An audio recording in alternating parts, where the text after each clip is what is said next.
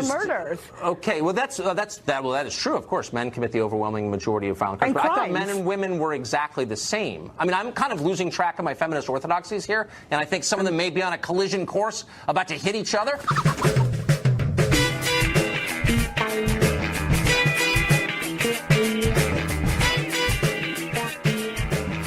Welcome to another edition of Out the Coop Extra. This is Raging Chicken's Out the Coop Extra, folks. This is Kevin Mahoney, editor and founder of Raging Chicken Press. Today, I am very happy to be talking with Dr. Colleen Clemens, Kutztown University. You may have caught Colleen's piece on Raging Chicken this past week called Why I Said No to Tucker Carlson and Why My No Didn't Matter.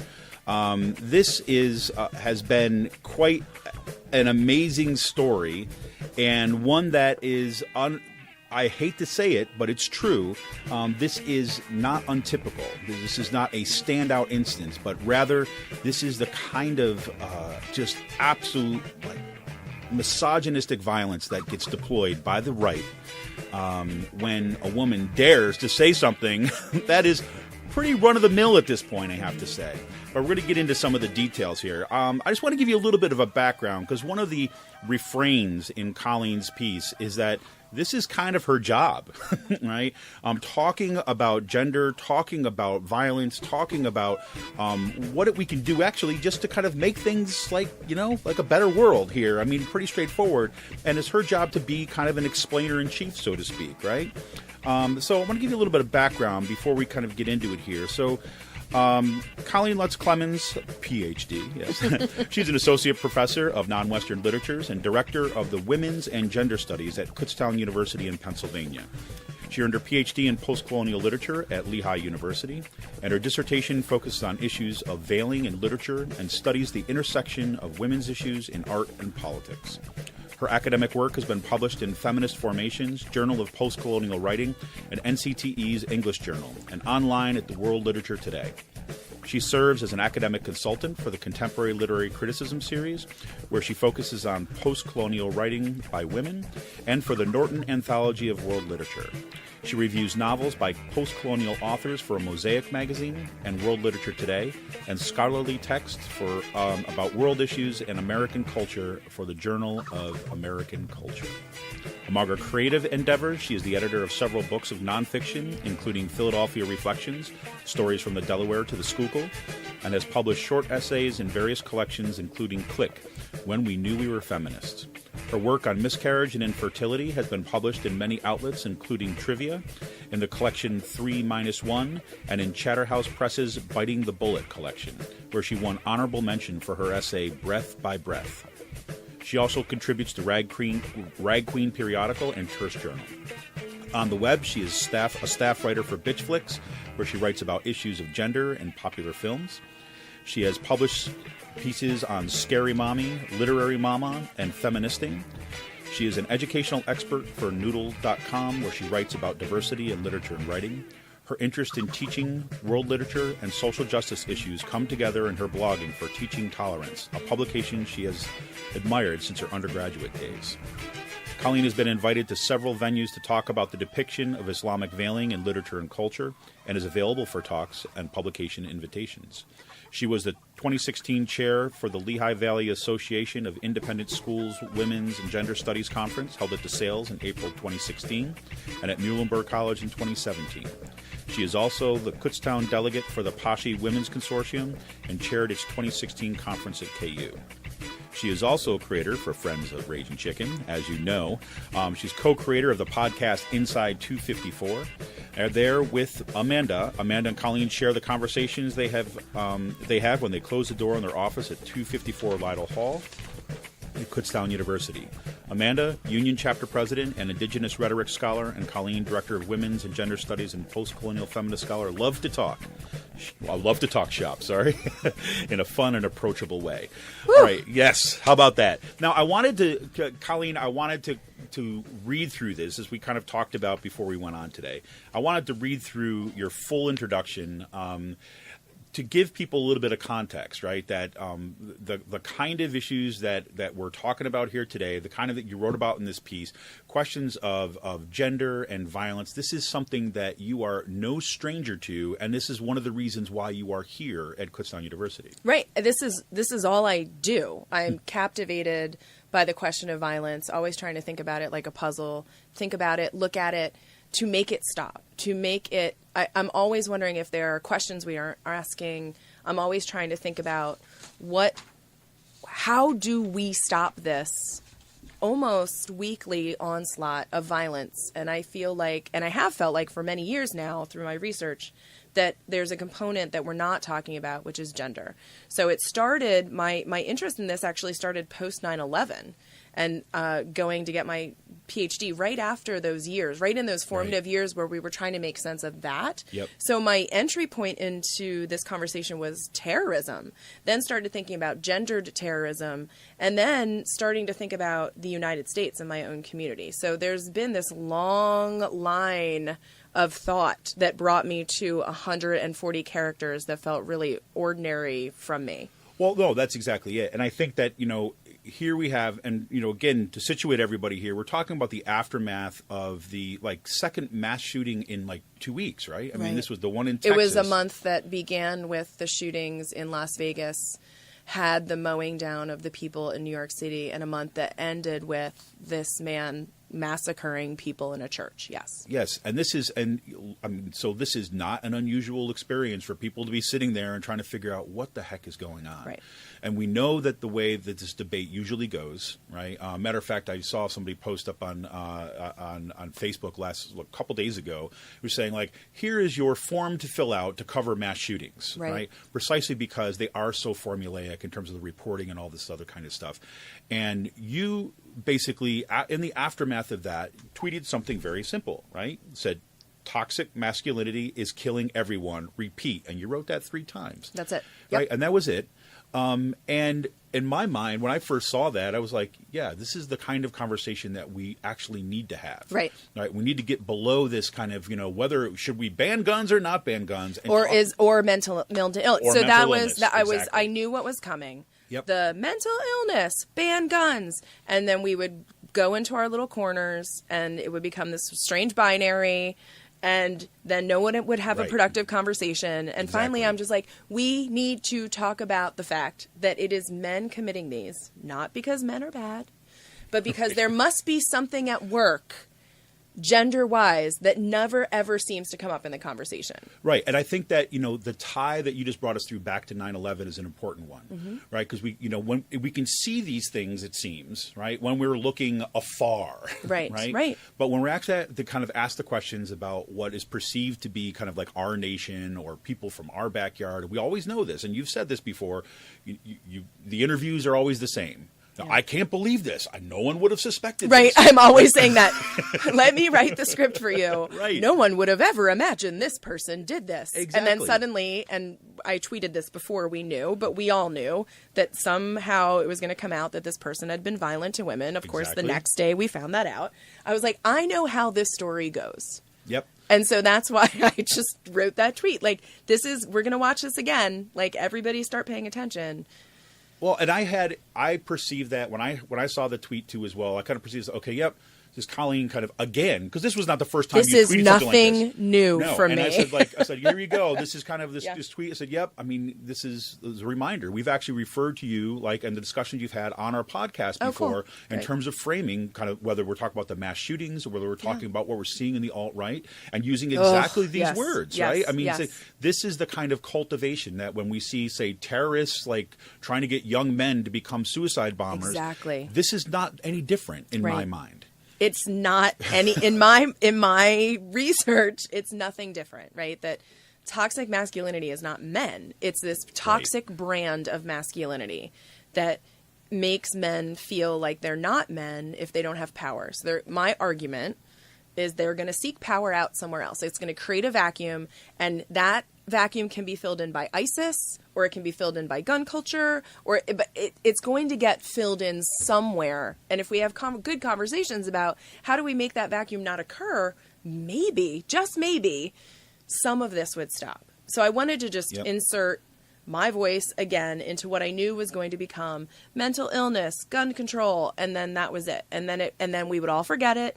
And then 2 weeks later, this is sadly going to happen again. So how do we disrupt that narrative? And so I just wrote a tweet. Well, there you go. And I think that so what I want to do, because I want to get into this in the second part after we kind of get through just the timeline of actually what has happened. I want to talk a little bit more about toxic masculinity in the second part, and talk a little about what that discussion might look like. What it would have looked like if anybody actually would have the conversation with me about my idea instead of me. Sure, exactly. Yeah, I'd love to do that. Okay, so you fire this tweet off, right? And and go to bed. Kind of thing like, just kind of like move on. It's like, God, here we are again. Yes. Then what happened? Walk us through. So I'm sad. I write this tweet. I feel like I'm screaming into a canyon all the time. A prominent writer friend retweets it, and it gets a bunch of retweets because this person has a lot of followers. So I go to bed and it's been retweeted like maybe 80 times, which is a lot for me because I'm like a Twitter loser. Like I'm not like some big Twitter personality. So that's it. I go to bed, I wake up, normal day. On Monday, I'm in my office, my phone rings. No one ever calls my office, so I assume it's the secretary. So I just answer like, hello, and it is Rachel Frommer, who's calling from the Washington Free Beacon. She has seen my tweet, and she was wondering if we could have a conversation about toxic masculinity. Did you know anything about the Washington Free Beacon at that point? No. But I also knew by the name that it was probably a little rightish, but that's fine. Again, totally, she was lovely. We talked for 45 minutes, half an hour, 45 minutes. We talked. We talked. Yeah. She asked questions. She seemed interested. She seemed engaged. She didn't seem to come to the conversation with an agenda. I could tell, she wasn't quite on board with me, but, she wasn't rude. She wasn't dismissive. And I hung up the phone and looked it up, and I was like, oh, okay. I mean, it's kind of exactly what I expected it to be. I figured there'd be some fallout, but she produced, I thought, which was a relatively fair piece, to the point where I wrote to her and said, thank you. I agree. I mean, I read her piece, and I thought it's fine. It's about ideas. Exactly. I thought it was an excellent, a journalistic piece, right? Kind of covering this. You can see where there was the skepticism that would come from the venue, but not something that is unexpected or unfair in terms of how she talked about that conversation. Right. Had paragraphs of direct quotes, accurately represented what I said, and produced it really quickly. I was very impressed at her turnaround. So I knew there'd be, because it had a direct link to the tweet, so I knew there would be a little bit. So that night there was maybe 10 people calling me a man hater and all these things. So they clearly didn't read the piece. They just saw the word masculinity. Saw the title and the tweet. Yeah. So I'm like, okay, that's fine. This is the landscape we live in. Then on Tuesday morning or Wednesday morning, I can't even remember. Then all of a sudden, things got really weird. I was getting these weird Facebook messages and these really hateful tweets. And I'm like, what is going on? Fortunately, a lot of my friends, their parents read the Daily Wire. So this happened to a graduate. A graduate's dad said, hey, I saw your alma mater on the Daily Wire. And she was like, what? So she wrote to me, and she's the one that found that the Daily Wire had kind of picked up the story. And so when I read it, it was that lovely paragraph that was written about me that begins with, let's see. This one right here, right? Everyone knows. Yes. Let me read it. It's so good. It's so good. Everyone knows that today's institutions of higher learning are nothing more than bastions of liberality, where professors with socialist ideologies coddle precious snowflakes with safe zones lest they be triggered. But it's even worse than we thought. Dun, dun, dun. Colleen Clemens, who is the director of Women's and Gender Studies at the Kutztown University of Pennsylvania, said, quote, toxic masculinity is responsible for the spate of mass shootings and terror attacks in America. which I truly believe. And then it goes on and it just eviscerates me. So we now, and to me, in the timeline of the story, this is the important shift. The story moves away from ideas and moves on to me. So this is where these like ad hominem attacks, people telling me they've bought guns for me, quote, for me, that I should take the trigger to my own head. And that this is all connected because I've done a lot of interviews about trigger warnings as well. Like the right like loves calling me up and have me defend trigger warnings. And I'm always like, it's not about being uncomfortable. They're not precious snowflakes. It's about like actual trauma. Like there's a difference. So there's so much wrapped up in those accusations of me. And then the piece goes on to just say I'm a terrible person and I'm destroying the minds of people. And that's basically what ended up happening on Twitter. I stopped looking. Amanda started documenting for me because I just couldn't look anymore. So I just stopped looking. And so this was all Tuesday because then I get home Tuesday, crazy. Right? So Tuesday afternoon I open my computer and there's the senior booker for Tucker Carlson asks if I want to be on the show that night. So yeah. Good old Tucker. So I saw that and I was like, oh God. And in the meantime, I'm trying to work and parent and do all the normal things that make my life chaotic. So I'm just like, oh my God. And so I just didn't know what to do with that. And I went to bed Tuesday night thinking I was going to go on because I feel like I care about this idea so much that I'm willing to do whatever. I woke up Wednesday morning. There was so much hate on my Twitter feed that I just wrote and said, I canceled our phone call to discuss the idea of being on his show. Well, I mean, you could see where it was going at that point. I knew, on Tuesday night, I went to sleep thinking, okay, I'm willing to put myself through this. The cesspool of Twitter exploded overnight. And by Wednesday morning, I was like, I'm not putting myself through this. So they asked me for some follow-up, like a definition of toxic masculinity. So after I worked all day Wednesday, I got home. I wrote them this like 4-paragraph, explanation, ending with the paragraph, if I weren't getting death threats and felt safe to go on the show, I would have asked to be, this paragraph from the story that if I weren't feeling unsafe, I would have loved to have talked to you. So then Allies, I was afraid they were going to run the show. Allies watched the show that night, kind of telling me what was happening, and I wasn't on. Thursday was pretty calm. I'm sure Twitter was still exploding. My Twitter account still existed. Friday, I almost had like a normal day. I felt like things were calming down, slowing down. On Friday night, I'm in bed, and all of a sudden, I get these weird Facebook messages again. I'm like, what is going on? And my friend, whose dad had on Fox News, a different friend, was like, you were just on Fox. They just put your tweet up there. So, and then it all started again. So, and you can't, I learned that you cannot deactivate your Twitter account from your phone. So I'm in bed. So I'm getting out of bed. I'm going downstairs. I'm like finding my computer, deactivating my Twitter. I was like, I'm not going to let this fester anymore. There's no point. Right. So I may turn my Twitter account back on in a few weeks, but I was like, I'm just not. I'm not giving them a place. And it was on the Fox News, Facebook page, and the last time I looked, there were like 800 comments. I can only imagine what they are. So there's been tons of vitriol, but also tons of solidarity and love. So I felt safe. Yeah. I felt fine. I'm tired, but I also understand, and like I said in the piece, while this is extraordinary for me, this is ordinary. It's just my turn. And that's what I keep saying to people. I'm like, It was just my turn. I understand. I've read enough Lindy West and Rebecca Traister and Jessica Valenti and all those feminist writers that I love. Like, I get it. I know this is going to happen.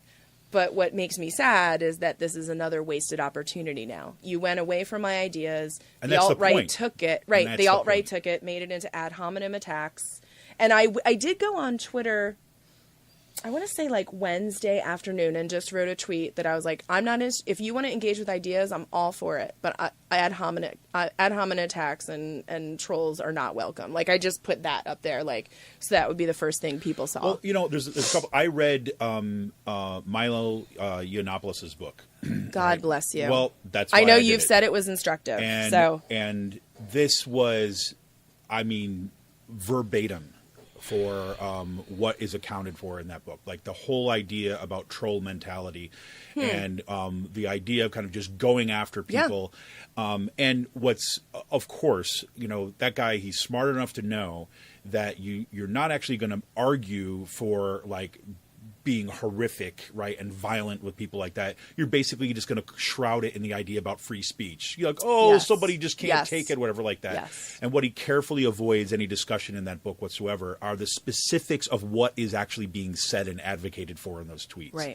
Right. So it's that kind of let of remove, which I think also makes it more dangerous because especially, it's one thing to say you get in heated debates on social media. That's, again, like you said, that's about ideas. Right. But when you shift from ideas and you're just going after a person and making direct threats, that becomes an important thing to say, look, this is the problem with this. And the other thing that you just said, when you shut down your Twitter account and you said that you didn't want to give them a venue, I think that's the other part that I found also instructive, is thinking about that when you're shutting down your account and saying, on the one hand, just as you account in the story, they shift away from ideas and they start attacking you.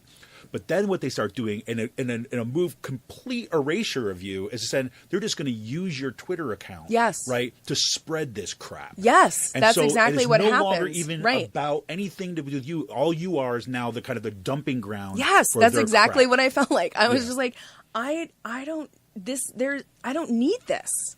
I am no longer part of this. It became this weird thing that was so beyond me, and I was like,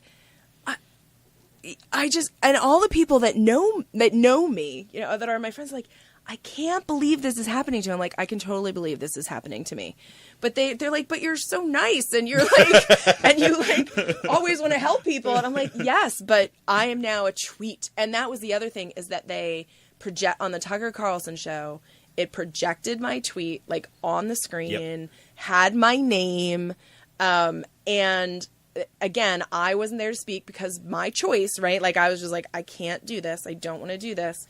But that I do find it interesting that I said, like, even though I feel unsafe and I'm receiving death threats, like, they felt totally fine by putting that up there as if I'm the story. There's no story. Like, what I want to, there is no story here. Right. There is no story here. This is the most boring thing. Like, as I said in the piece, my friends who saw that tweet were like, yep, okay. Like, this is all I say. This is all I talk about. I'm like a broken record. And so, now I'm responsible for, like, the pussification, I love that word, of America. I should kill. There were a lot of things, like, I should kill myself. I'm a cunt. It's just like, I'm fat. I'm thin. I'm dumb. My degree is fake. Like, everything. Everything you can Every imagine. element of my identity. And really, no one said anything about what I was arguing. No, that's what I mean. It was like, this was straight out of the playbook of the of kind of the alt-right and the emergent right. I mean, just what you saw, that like what Milo laid out in that text, this is exactly it. This becomes the venue to kind of create the opportunity to kind of rehearse narratives that they've constructed on that side. That's I felt like they were just rehearsing narratives. And I the article a few weeks ago that came out, I can't remember if it was from BuzzFeed, where all of Milo's emails were dumped. Right. And there was a specific part in there, like, where they talk about taking down Lindy West. They're like, let's take this, I think they call her a fat bitch, down. Like a concentrated ad hominem massacre of a writer who dared to write about, like, being okay with being fat. Like, that her biggest sin was that. So I had already, again, I had kind of already read all the manuals. I read Sex Object by Jessica Valenti that ends with 6 pages of just troll comments. Just her appendix is, I've read them all. And these are, white women. I can't even imagine what black women are dealing with. Exactly. There just aren't enough. There aren't any books yet for me to read to understand. But I knew this was going to come someday. I just didn't think it was going to be over something so silly. Well, in the midst of so many other comments that were coming out online about the horror of this mass shooting. That's the other part that just like really took me back about, this is the opportunity that they're going to take. Right. When it wasn't as if, like, it wasn't even as if your tweet had come out like you were just sitting there and you were just reading a feminist book and you decided, it wasn't like where they could kind of play with that thing. No, it was people were generally kind of like, what the hell is going on? What is going on? A man walked in to a small town church that no one understood his connection to yet at that point and mowed people down. If we can't figure out what is going on, that tweet just came from a day of reading news. Right.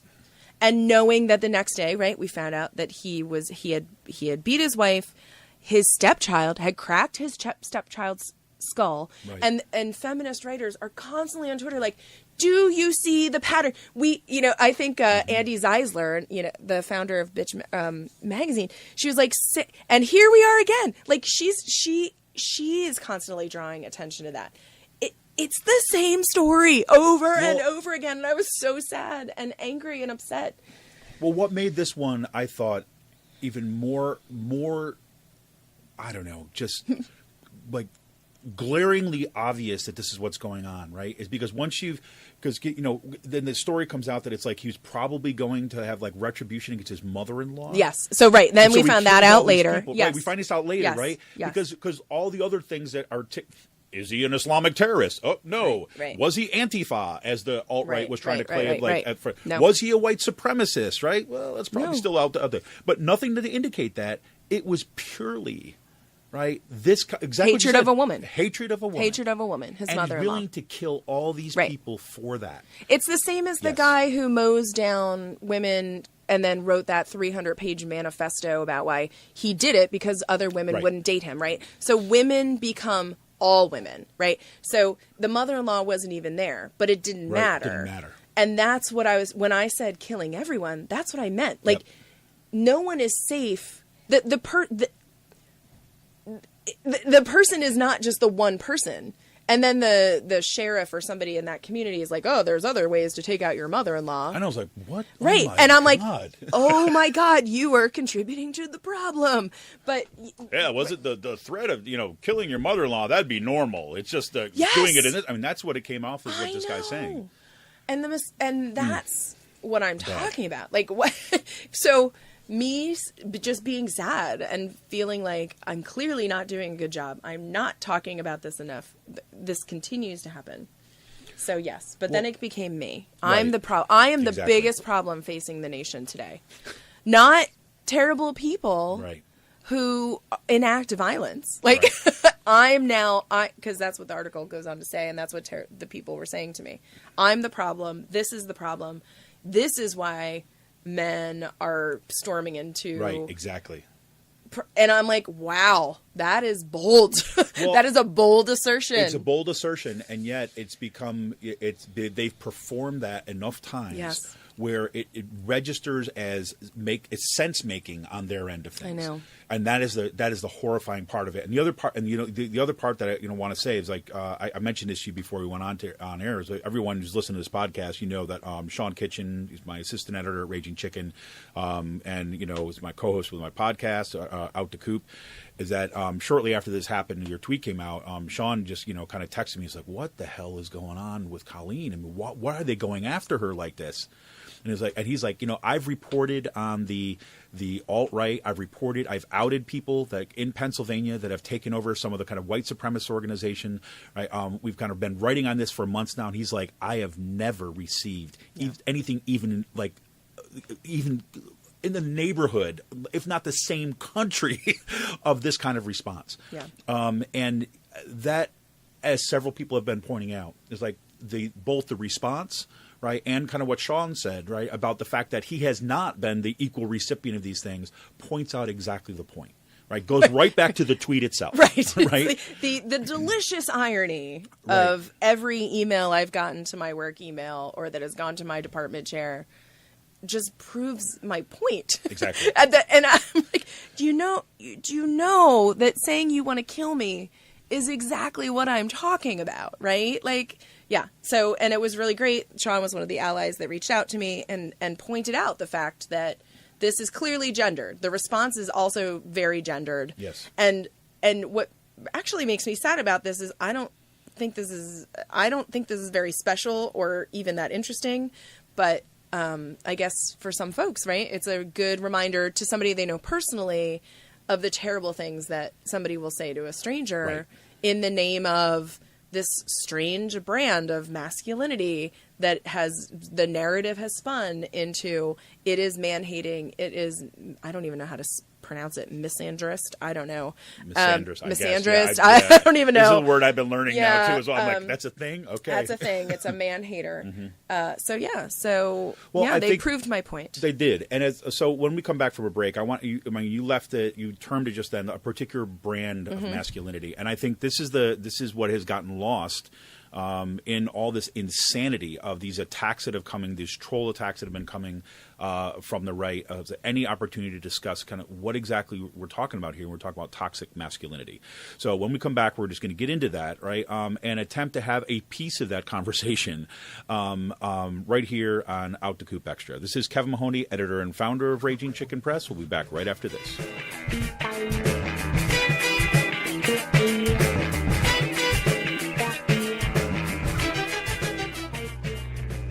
This is Kevin Mahoney, editor and founder of Raging Chicken Press. Over the past 6 years, we've brought unapologetic, progressive, activist media to Pennsylvania and beyond. We've helped hold those in power accountable and shine a light on some amazing activist work. We've broken national stories and established a reputation as an aggressive, independent media site. As newsrooms close and traditional journalists lose their jobs, hard-hitting investigative news suffers. If we care about our democracy, we have to find new sustainable models of journalism. And frankly, no one's going to do it for us. After the Trump election, we dug in even deeper. Thanks to some longtime members, one-time donations, and a shift in other resources, we brought on more writers and started paying them. Now we're doubling down and want to expand our infrastructure and pay our writers even more. We need to invest in our media if we have a chance to resist the unprecedented assault on democracy, working families, women's rights, and our planet.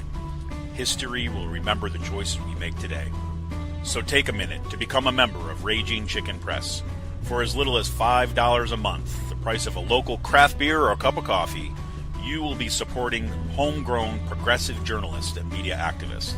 Go to RagingChickenPress.org and click on the Support and Membership tab to become a member. Leave a one-time donation or learn about other ways that you can help. We don't have billionaire backers. Keeping progressive, activist media going strong depends on you. Thank you for all your help and support. Keep up the fight.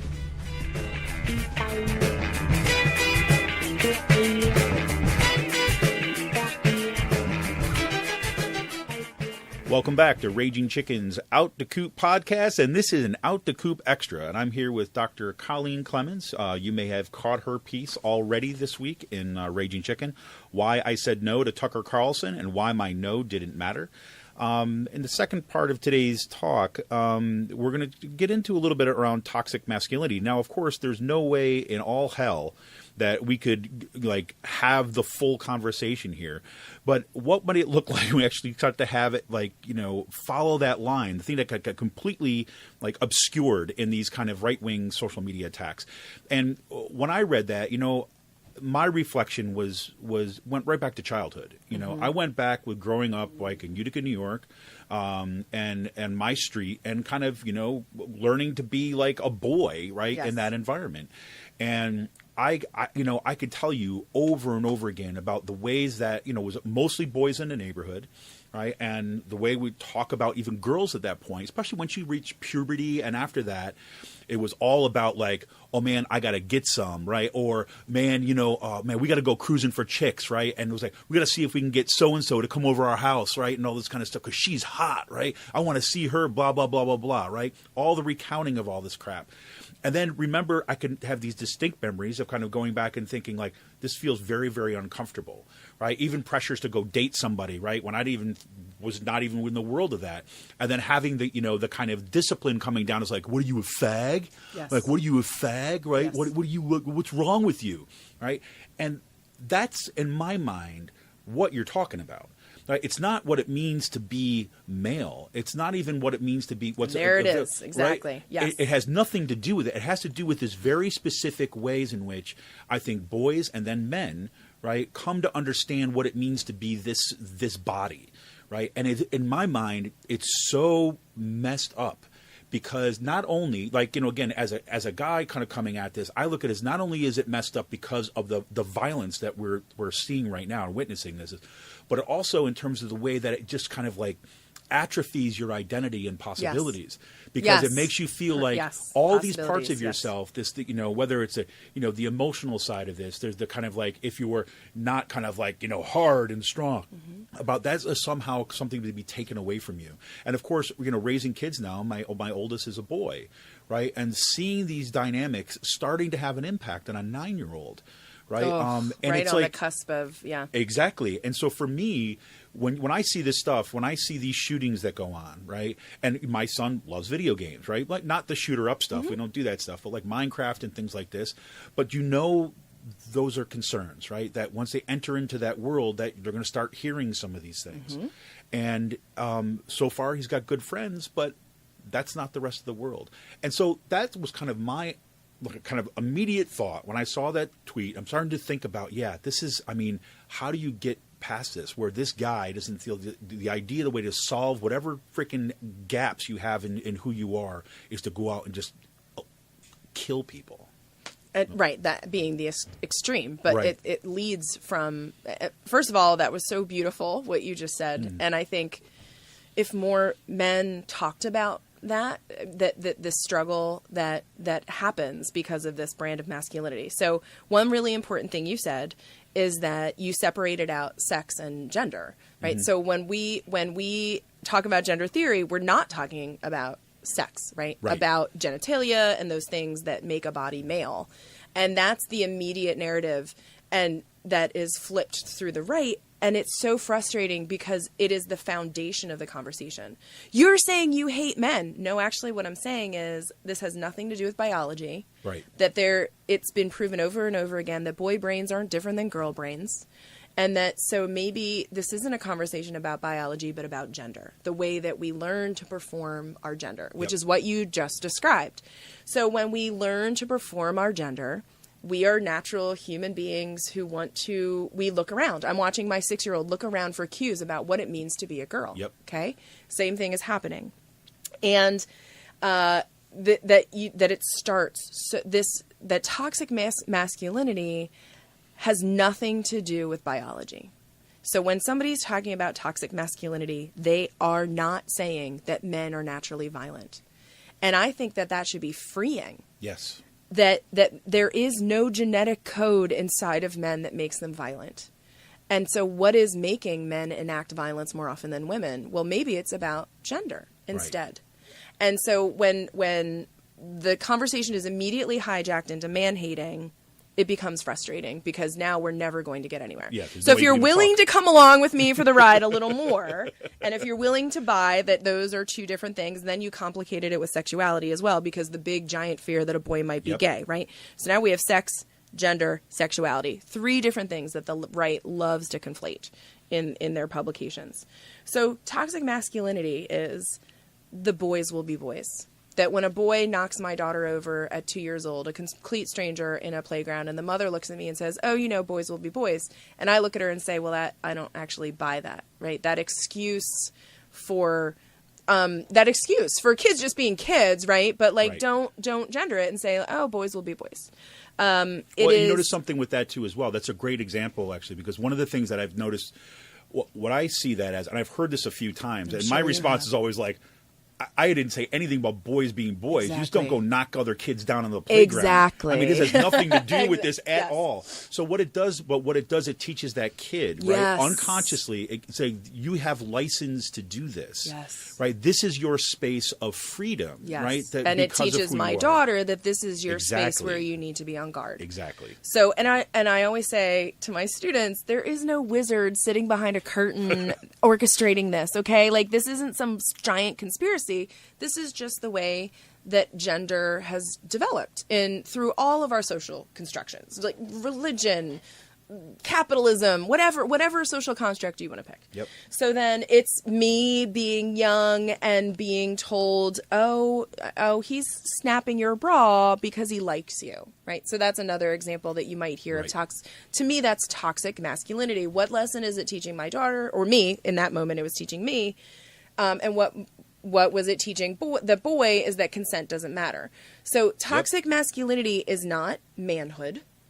It is what you just beautifully described, you trying to figure out who you are and then finding that there was really only one narrow path that felt good and safe and comfortable for you at the time.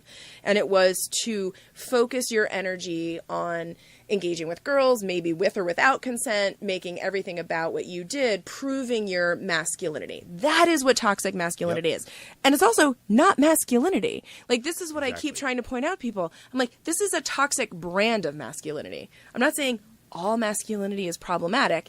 It is that extreme kind of masculinity that a person who is, and maybe that person does have mental illness and a gun too. Okay, right? Like that. Those right. These are not mutually exclusive. These are not categories. all these right. But that this person who has gone through his whole life being told because of a toxic brand of masculinity that he is not enough. And that also that brand of masculinity really valorizes strength and assertiveness, and that's where agency comes from, and that's a toxic blend for some people who then enact their feelings of inadequacy by buying a gun, by mowing down women on the street because other women won't date, by enacting rape, by joining ISIS, right? Like, so this vacuum that is filled in one's own identity because of this toxic brand of masculinity gets filled in. And there could be a lot of other factors. I'm not saying it's causal. No. That's the other thing that I get accused of a lot. I'm like, no, but maybe what if we talked about this as a contributing factor? And so does that make sense? No, like, does that help? No, I look at it like this, right? I mean, again, you talk about, this is your job, right? And I'm saying, so part of the idea in my mind is that once you become aware of this as this is, part of our kind of cultural fabric, right? One of the ways that, say, masculinity is constructed, then there's opportunities to choose something else. Right. Right. That's and all that's I the want. point. Right. That's all exactly. I want. And that's the point. And then, and again, that, I always look at it like this is like, by pointing this out and being able to kind of say that this is one of the contributing factors to really, really bad stuff, that that doesn't mean there's not going to be some guys that are going to continue to choose that direction. Right. The point is, it's a choice now, right? It's not something that is your natural default, and then you have to fight your way out of. And that's what I always get. Isn't that freeing to men? I would think so. Isn't it freeing when gender theorists say, you are not naturally violent? Isn't that actually a beautiful thing? This is not your only, this is not actually your genetic code. And so maybe there's some things we can all do for you and you can do for yourself to find a path to an identity that feels good for you. Yep. That's why that's always what I come back to. That somebody can write to me, that somebody can find my work email and write things to me like, you have got to be the dumbest bitch to ever breathe. I love how you stupid fuck liberals just make up phrases and think it has merit. You're a clueless, brain-dead bitch. Grow the fuck up, cunt.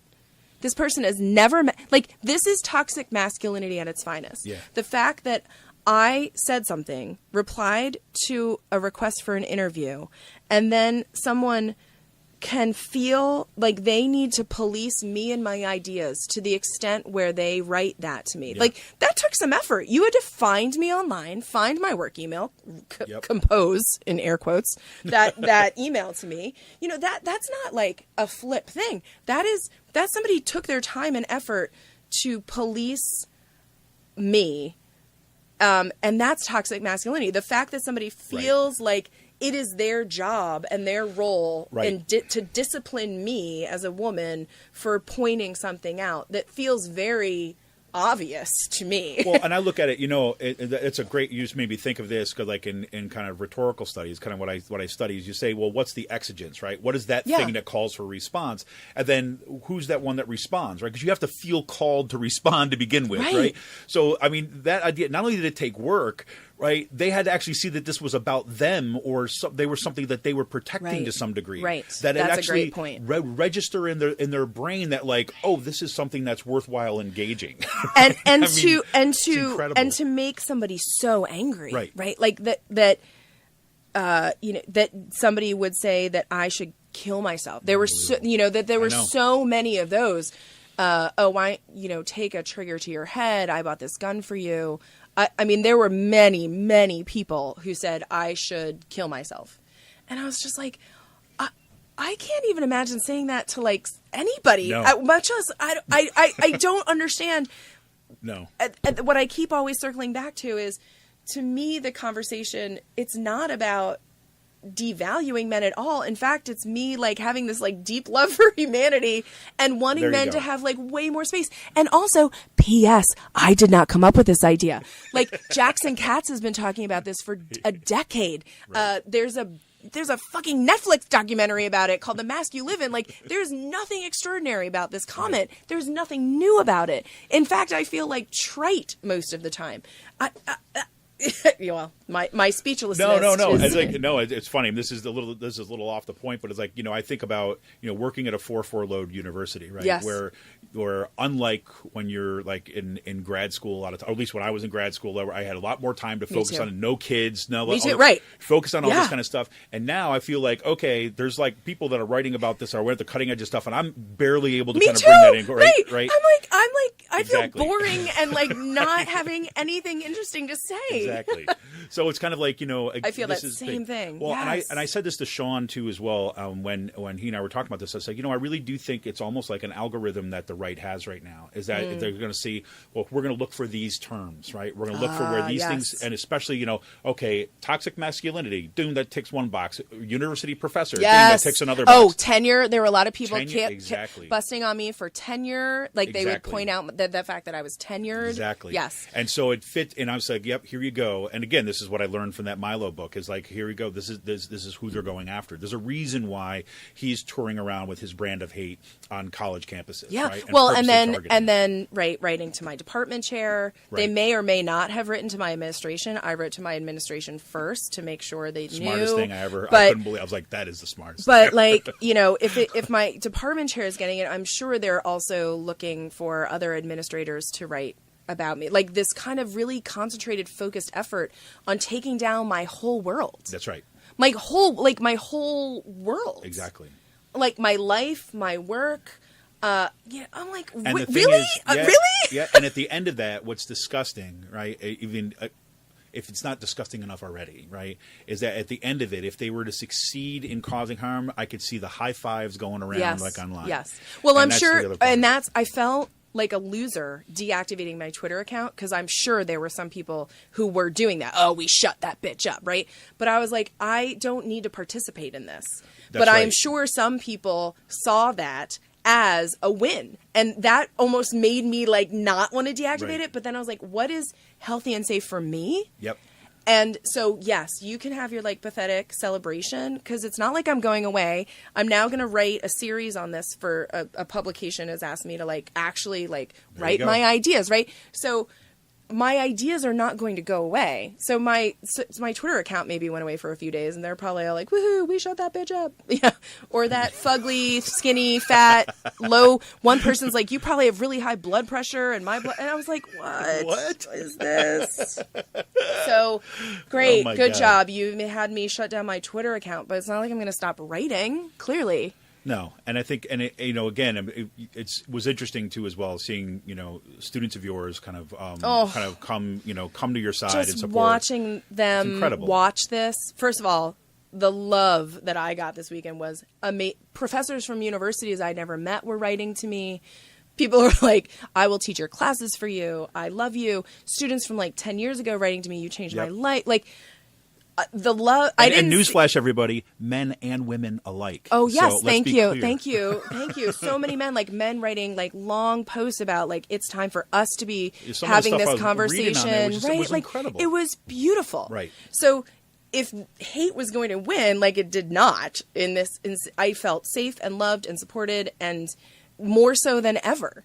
Yep. And so all this did was like amplify gross toxic masculinity. No, that's exactly it. Like if my peers weren't convinced already, here it is. And so I just want to be like, do you understand the weird irony about this, you people that are telling me that I'm a terrible person? And here's the thing. Here's the thing too, as well. And you know, everyone, you've heard me talk about this before in a different contexts, but it's like, you know, we get. Well, I'll tell you, is we get a lot of pushback at times from the kind of the liberal end of the spectrum for writing about and exposing about the alt-right. Oh, right.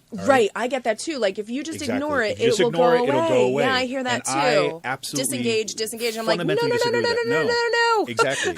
I'm not going to create a vacuum so that can get bigger. And so this is like, in my mind, like, you know, when you first contacted me and say, hey, listen, I want to write about this. Thank you for letting me write for it, by the way. You, please. I really needed to get it out. No, and I was like, you know, in my mind, it was funny you should say that too, because I just said to Sean, I said, you know what, when this blows kind of over a little bit here, I'm going to ask Colleen. And you're like, I'm like, Kevin, I need to write about this.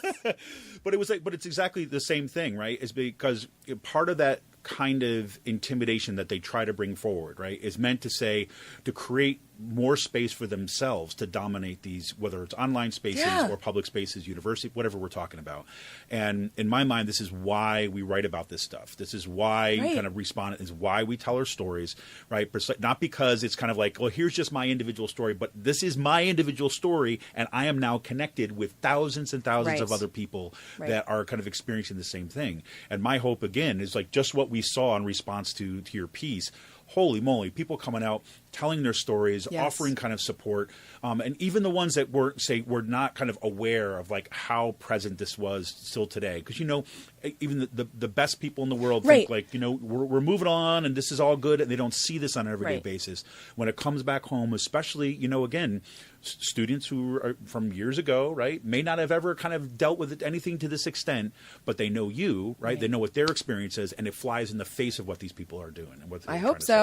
I hope so, because really, I would much rather just like read really nice books and then binge watch Netflix. Like that's the other thing. Like I would much rather live in a world where I felt like I could let down a little bit and do that, but I can't. Right. So we just have. I just feel like this happens, and then I just feel like I have to get louder instead of quieter. And I'm really grateful that there are so many people willing to step up and out of the shadows and be louder too. I really believe that's the only choice we have at this point. Because if this is what conversation devolves into, and I want to circle back to that, to Rachel Frommer, she was great. Yep. We don't agree, but we were able to have a conversation, and that conversation got bastardized into this. And that's what's so upsetting, is because it was a moment of good faith that we came together to have those dialogues that we all told we were supposed to have after Donald Trump won. We've got to talk to the other side, right? We got to talk to the other side. Okay, I will. And we did. And we had a good conversation. And then this happened. So it's unfortunate that the lesson I think people are learning is those conversations don't work. And it's because of the Daily Wire. It's not because of Rachel. That's right. It's not because of the Washington Free Beacon. It's because of these shitty ass clearinghouses. No, that's right. That took the story and didn't do any journalism. Yep, exactly. Well, you know, right up there, I have a piece that's coming out in the collection. It's called Unruly Rhetorics. This is the name of the collection. Yeah. And my piece is called We Are Not All on the Same Side. Yes. And it's exactly this issue. It's the idea is that, look, there are some folks that you're never, ever going to reach. And they are fighting a war, right? Not a kind of exchange of ideas. And, you know, what I've had multiple conversations now back when they were talking about that original article in the Washington Free Beacon. And this is why, again, everybody out there, why you need to thoroughly read stuff. Right. And that's the other thing. Yes. Yeah, because I was saying, they said, well, that Washington Free Beacon, it's a right-wing I said, okay, look, it is a conservative publication, but read that article. Because we started this off with, I said, you know, my initial thought, too, as well, when I was a Washington Free Beacon, great.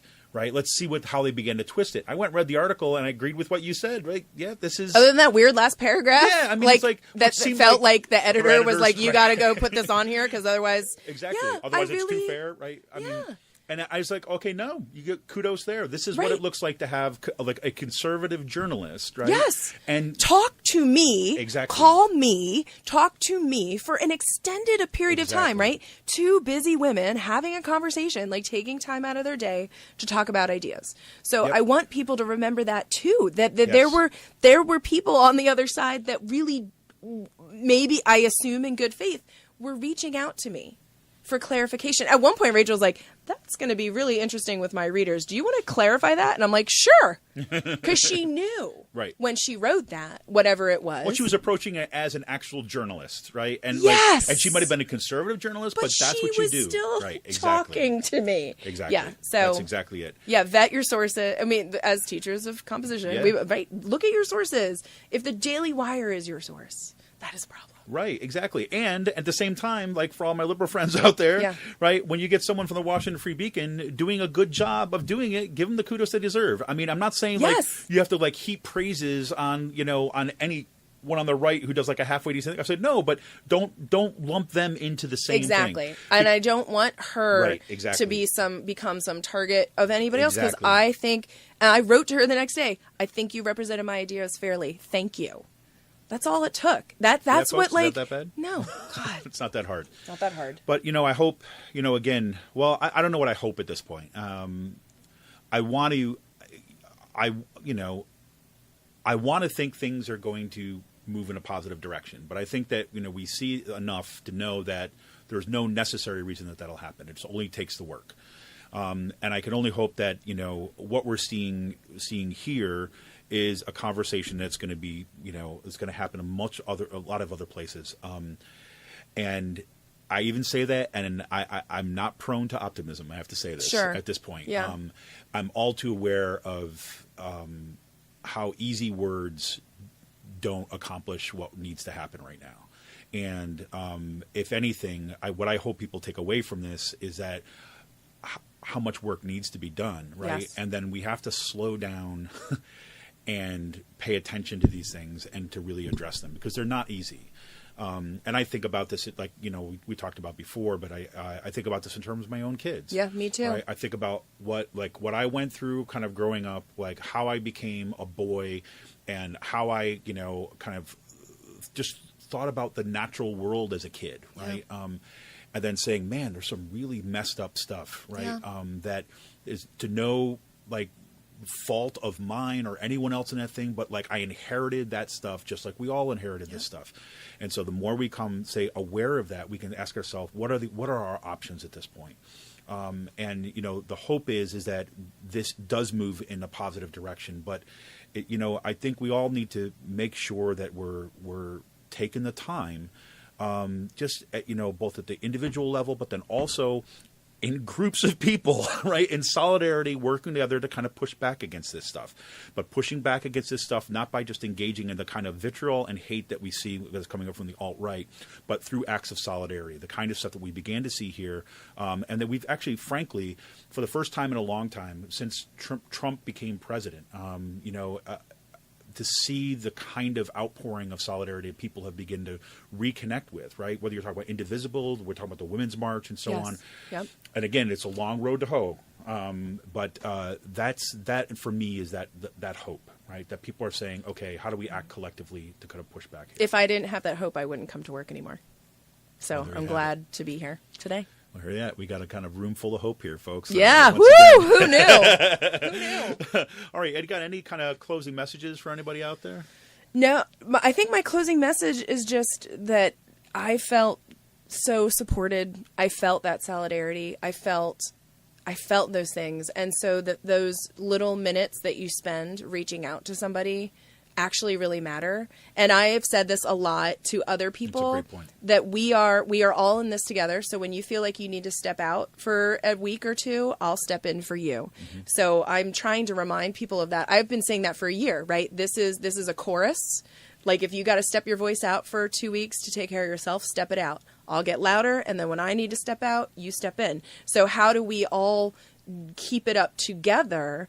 And I think that the system worked this weekend when I got so much love from every corner that I really was just like, I think this is going to be okay.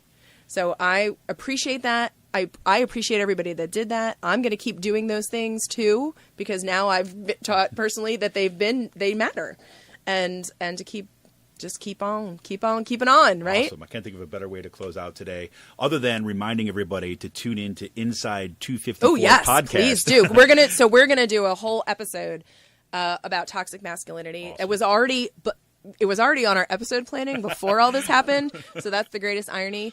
And I think we're also going to do, we are going to do an episode on what does dialogue look like, right? So talking about trolling and, what does it look like?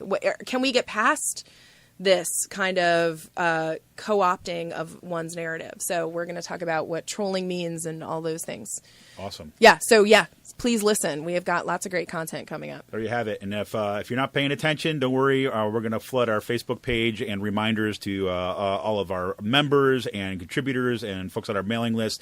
We will be reposting that to all our sites too as well. So keep it in right front and center. Thank you. All right. Well, this is Kevin Mahoney, editor and founder of Raging Chicken Press. Thanks, everybody, for tuning in, and keep up the fight. We'll be talking to you soon. See ya!